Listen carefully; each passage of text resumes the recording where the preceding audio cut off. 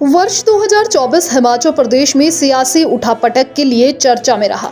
हिमाचल में पहली बार 6 की विधायकी चली गई। कांग्रेस की सुक्खू सरकार के लिए यह किसी सियासी भूचाल से कम नहीं था। सरकार अब गई तब गई की चर्चा शुरू हो चुकी थी, मगर विपक्षी बीजेपी की ओर से खड़े किए गए इस राजनीतिक संकट से सत्तारूढ़ कांग्रेस सरकार पार पाने में कामयाब हो गई। कांग्रेस विधायकों की संख्या पहले 40 थी और यह घटकर 34 रह गई। उपचुनाव के बाद कांग्रेस का यह संख्या बल फिर से 40 पर पहुंच गया। बीजेपी के विधायक पहले 25 थे और ये बढ़कर 28 हो गए। सुक्खू सरकार सत्ता में आई थी तो निर्दलियों की संख्या 3 थी और वर्तमान में विधानसभा में कोई निर्दलीय विधायक नहीं बचा है। फरवरी में बजट सत्र के दौरान राज्य की सियासत में उस वक्त नया मोड़ आया जब यहां पर राज्यसभा सदस्य पद के लिए चुनाव हो रहे थे।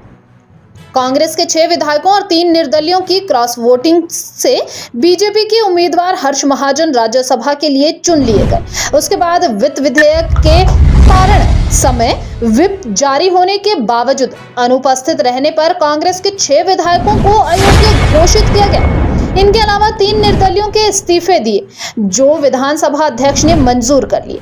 फरवरी में हुए बजट सत्र में जब वित्त विधेयक पारित हो रहा था तो माना जा रहा था कि इसका पारण न होने से सरकार गिर जाएगी, मगर विधानसभा अध्यक्ष से नोकझोंक करने पर 9 बीजेपी विधायकों को बजट सत्र में सदन की बैठकों से निलंबित कर दिया और बजट पारित हो गया।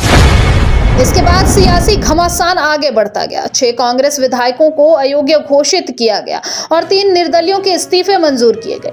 9 सीटों पर विधानसभा उपचुनाव में 6 पर कांग्रेस और 3 पर बीजेपी उपचुनाव जीत गई। इस सियासी उठापटक के बीच कांग्रेस सरकार में लोक निर्माण मंत्री विक्रमादित्य सिंह ने अपने पद से इस्तीफा तक दे दिया, मगर बाद में हाईकमान के हस्तक्षेप पर नरम पड़ गए। इस सारे खेल में राजेंद्र राणा, रवि ठाकुर, चैतन्य शर्मा और देवेंद्र भुट्टो को उपचुनाव हारने के बाद घर बैठना पड़ा। इसी तरह निर्दलीय विधायकों में होशियार सिंह और केएल ठाकुर भी घर बैठ गए। इस बीच बड़े सियासी घटनाक्रम में सीएम सुखविंदर सिंह सुक्खू की पत्नी कमलेश ठाकुर देहरा से विधायक बन गई। कुल मिलाकर वर्ष 2024 के दौरान हिमाचल में खासी उठापटक देखने को मिली।